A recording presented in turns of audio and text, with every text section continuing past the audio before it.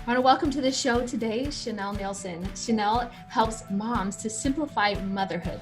She is the host and creator of the popular Moms Who Know podcast and the author of Parents Who Know, which has been translated into Chinese. That's so cool. She loves sunshine, healthy living, and chocolate so dark that her kids say it tastes like dirt. Chanelle is the mother of 5 kids and married to her best friend. She loves helping moms do less. They can focus on what matters most. Welcome, Chanelle. So excited to have you back on the show today. So good to be with you again, Jody. I'm excited because we're going to be talking about family history and how it impacts your culture.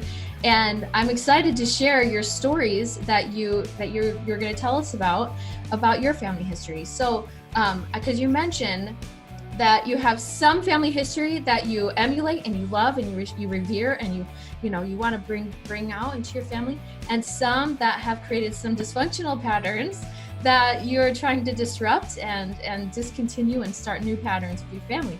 So I'm excited to learn about those. And I think I'd like to start with the functional side of things. Okay, so tell us a little bit more about your family history that you have learned that has strengthened your family culture. Yeah, so I have a really interesting family history. I feel like the more that I've learned about it, the more exciting it is to me. And some of it is kind of crazy, so be prepared.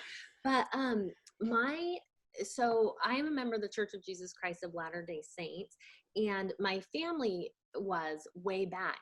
Now, for those who don't know, in our church, in the early days of our church, the people were commanded to live polygamy. Not all the people did it, but some people were asked to live in polygamy and to have more than one wife. And so my ancestors were polygamists. My 5th great-grandmother was a first wife who ended up having 2 sister wives.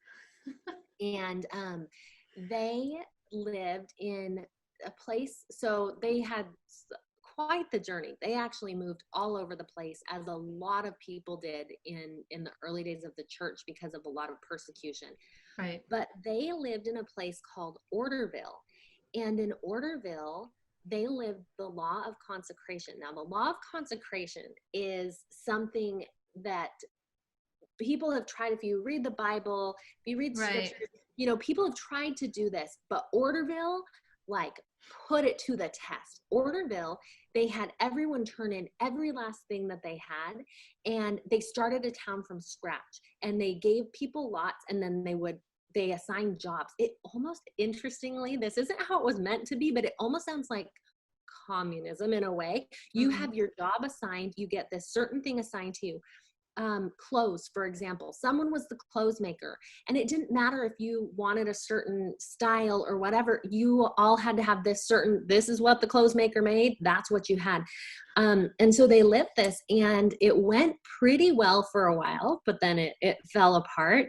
People couldn't live that way for too long. It was really hard, as you can imagine. But they really gave it a go. And I think that's really interesting. I'm actually reading a book about that right now, and I just find it fascinating, the things that they did and the struggles that they came up against trying to live that. For example, as you get ahead, we all have goals and dreams. Well, it didn't matter what these people's goals and dreams were, because they were assigned a job. If they did really well at their job, it just helped the whole community. It didn't necessarily help them or their family. It was really interesting. So then that was Lucretia. Grandma Lucretia had several children. I don't know how many. And one of her daughters was named Charlotte. Charlotte also married into polygamy, and she was a 3rd wife. So she was also, there were 2 other wives and then her. She was the youngest wife. And this was during a time when the United States actually outlawed polygamy and said, no way, you guys cannot do this, no more polygamy. And so they moved their family to Mexico so they could continue to live as a family. But they eventually were able to come back. She was a nurse, she was a midwife, and really well educated for the day. Mm-hmm. And so that was a cool thing. And then the last woman in this line that I want to mention was my great grandmother, who was she great or great great? Now I'm getting confused, but she was a writer. And that's something that I wanted to touch on because we know the stories of these other two women because of her. She wrote several books, and that's a really cool thing because my mom is a published author. I am a published author, and that's something we feel like, you know, is something that has been passed on, that like, oh, the women in our family, we write. My aunt has never published anything, but she is also a writer. And so that is just a little bit about that side of the family. So that's interesting. So what was it about their history and living in polygamous marriages and living in this, loving the law of consecration? What was it about that story that was inspiring to you? Yeah. Okay. Great question. Because obviously the polygamy thing, that's not what we're emulating. That's not what we want to do. You know, polygamy is a really interesting topic. We don't live the law of polygamy in our church anymore.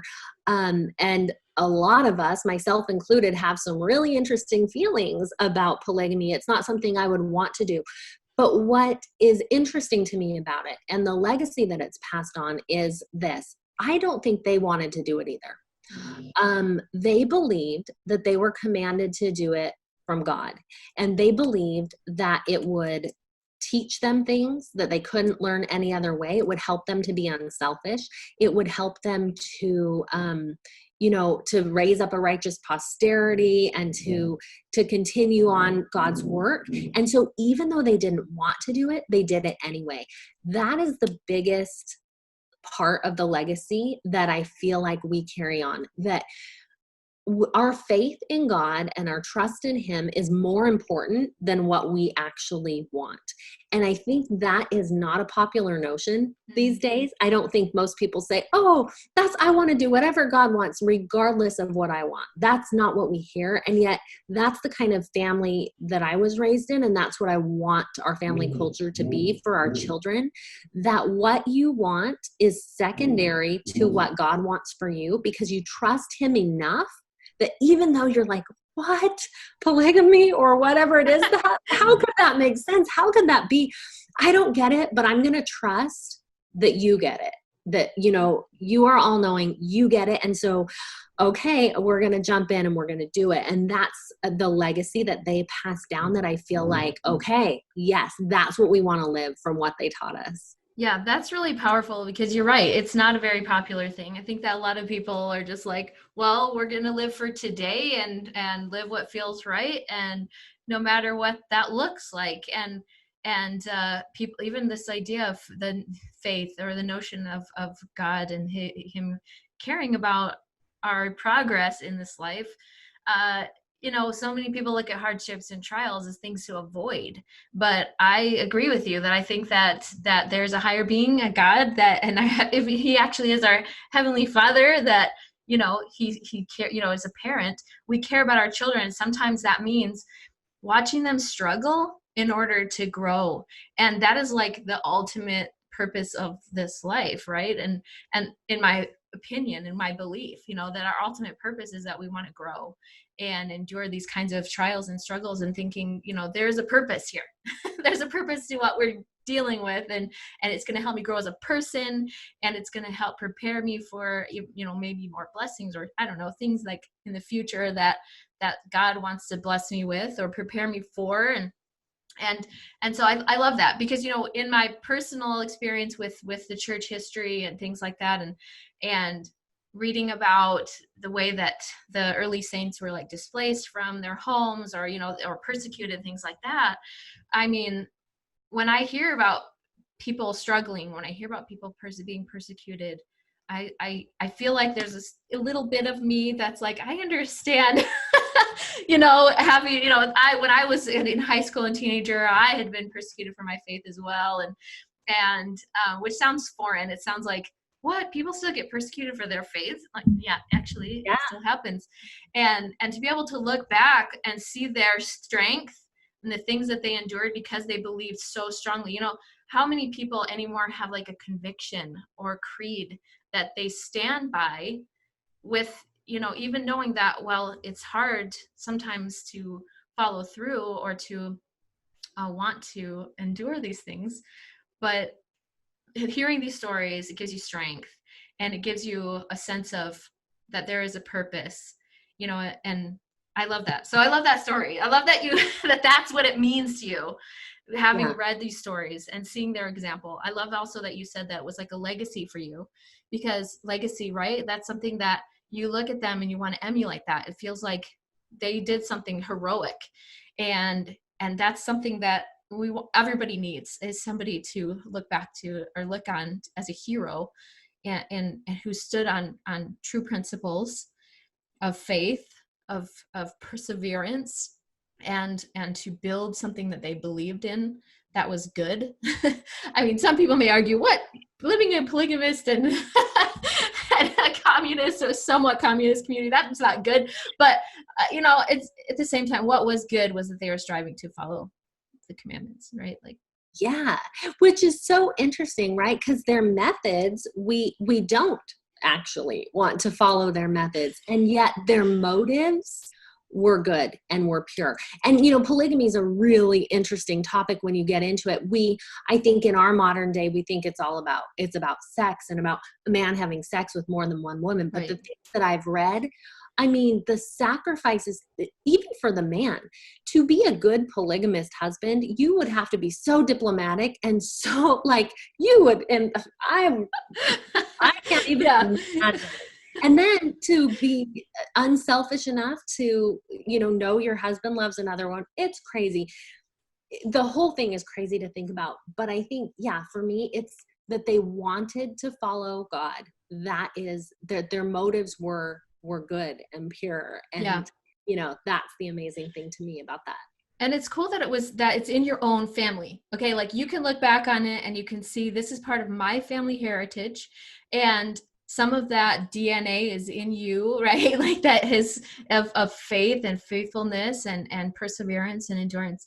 And because, sometimes I think we read stories, or even some stories in like the scriptures and things like that, and they're empowering, and they are uplifting. But imagine even more so when you read stories from your own family having endured that. That's powerful. That's really powerful. You feel like I mentioned about my grandmother, who's a writer, like they pass that down to you. Mm-hmm. Like, I have part of that. That's something that, for whatever it's worth, it just feels like it's something that you can carry on. That, okay, grandma did that, so I can carry that torch. I can do that too. Well, you see them actually living it. I'm not, when you read some story in the scriptures, and then you read a story from your ancestors actually living it, it's like, whoa. Yeah. That's so cool. Okay. So I love that, because my message is about, being able to look at the norms, the narratives of our families, and to decide, is this good? Is this something that I want to perpetuate in my family culture? Or is it something that I want to maybe reevaluate and figure out what to tweak, and maybe if it's dysfunctional, and we don't want to continue those patterns. So you also mentioned that there are some of your family history that you've had to do that. And so I'd love to hear that story as well. Yes. So my great grandfather, who I knew, he lived to be quite old. In fact, his wife just passed away last year. She was 103. Oh, wow. But my great grandfather, he was alive during the Great Depression, and he was a kid. And I want to say he was around 12 or 13 during the Great Depression. And his family didn't have enough money to keep him. And so they got him a shoe shine kit and sent him on his way. And they left him on a street corner and said, here's your living, go make it work. And he was really young, and he was on his own, and he just had to make it. And so he did. And, eventually he was successful, and he was a hard worker. But as he, carried on, he had my grandpa was his son. And I don't know too much about their relationship, but I do know about my grandpa, about the way that he treated his wife, his kids, his in-laws, and even myself. He was really emotionally abusive. And I have to think that this is a legacy carried on from the parents who would leave their kid. I don't know that they wanted to. I'm sure it was hard times. Yeah. but you would hope that you could find a different solution, right? And then from him onto my grandpa, and my grandpa would say just cruel things. I mean, for an example, I remember I was always very self-conscious about my weight, and I put on, freshman 15, and I came home and went out to lunch with my grandpa, and he said, well, you've gotten fat. That was grandpa. He also told me, your nose is like a ski jump, just things like that. Those were the loving comments from my grandpa. And the way that he treated everyone in the family, I mean, that wasn't so uncommon. That was just kind of how he was. Now, my dad really made a change. And a lot of his family has struggled. My dad has a lot of siblings, and a lot of them have struggled, but my dad has really risen above. And I see it sometimes, like he has to work through it. He has to catch himself. And I feel like all of us, he's a work in progress, right? Sometimes he doesn't always say the kindest things, or he'll notice or point things out that we don't necessarily want to hear. And yet the fact that like he's working on it and he's choosing to change that legacy, he wasn't raised in that environment. A quick thing about my dad, he was raised real scrappy. If you wake him up from a deep sleep, he balls up his fists and he goes like he's going to punch you. That's how he wakes up to this day. Like he will punch you if you wake him up. And he's never punched any of us, but we were always scared to wake him up because he was raised rough. But to see the changes that he has made and that he wants to pass on to us are huge. And even the fact to know how hard he tries, how hard he has tried to change his character, that's an amazing thing. Wow. Yeah, that's so powerful. I can't even imagine what that would have done to your great grandfather to, psychologically just be like dropped off and say, sorry, you're on your own. Wow. I mean, and then to grow up on the streets, like he probably picked up a lot of that from just the environment and having to survive and probably not even knowing any better once he started having his own family, not having had someone model for him, like what a productive and thriving family would look like, or what a family who is supposed to get along. His only example was, you're too much for us. See ya. Off you go. Oh my gosh, that's so tragic. But I'm like, imagine that is happening all the time, right? With people. And I'm sure around that time that happened a lot. And that, wow, just not having that like an example of something to emulate of what it looks like to have a successful family. That it's awesome that your dad is striving to make that change, to recognize it. That's where it begins. Yeah. And it's really cool. He has embraced, he's embraced learning as much as he can, like from other family cultures. It's something that I see him actively doing, like from my mom's. He didn't love everything about my mom's family culture either. Her family was a little bit formal, maybe you could say, like a little bit closed off. And he knew he didn't want that, but he's taken bits of that. And he's always like learning and modeling and creating, because like you say, he didn't necessarily have the family culture he wants. And I think that's a powerful thing in this too, is that we don't have to come from the culture that we want to create the culture that we want. And we can continually be learning new pieces. Okay, I like that. I want to implement that. That's something we want in our home. We want to be a family that does this. We want to be a family that does this, and finding those things and creating that environment. And so I think that's, yes, he's a cycle breaker, and I appreciate that, because I really feel like it's fair to say my grandpa was emotionally abusive. And my dad is not. He is have broken that cycle, but also that he is a legacy creator, that he's someone who wants to find what is going to be the best for his family, and he actively works on that.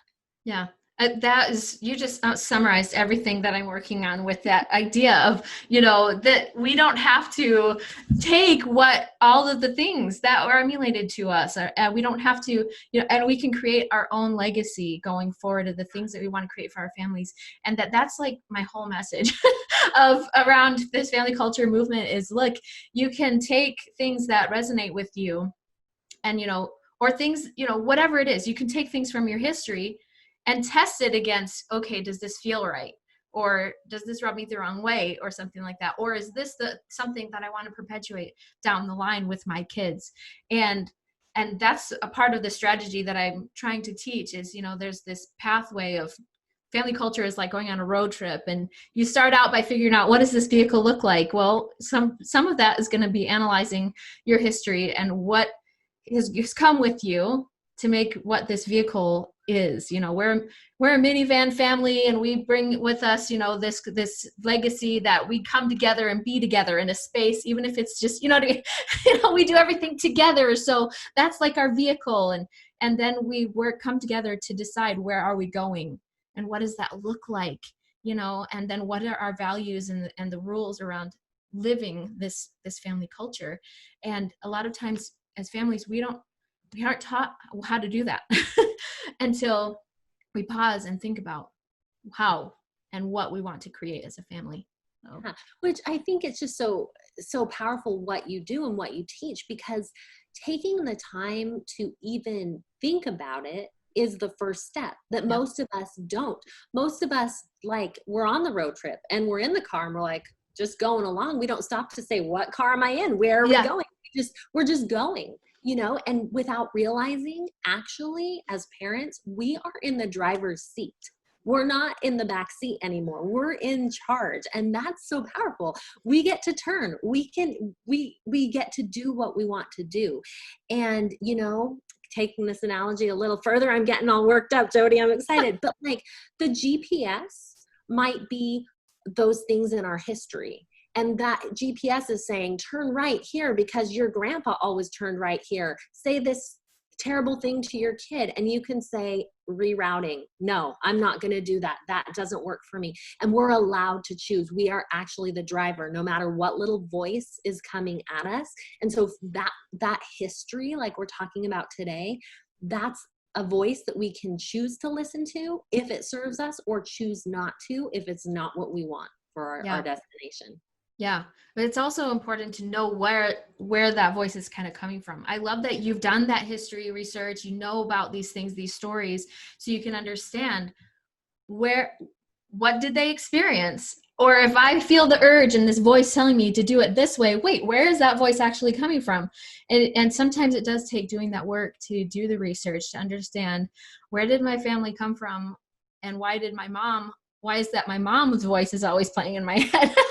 Or things like that, or my dad or whatever, and so, and to start to ask them, why did you do this? Why did you believe this? And then start asking them stories about their history. And then maybe if your grandparents are still around, you can go and ask them about their history and what was it like when they were kids and growing up, to start getting an idea of why they made the choices that they did.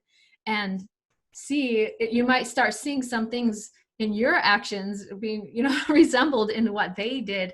It's surprising that it's actually things that could be written on our DNA that we didn't even think about.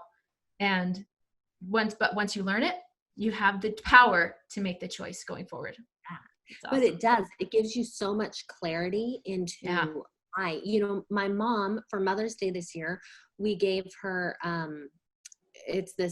it sends her emails. It's some kind of program, and it sends her a question every week, and she answers the question. And then at the end of the year, it puts it together in a book.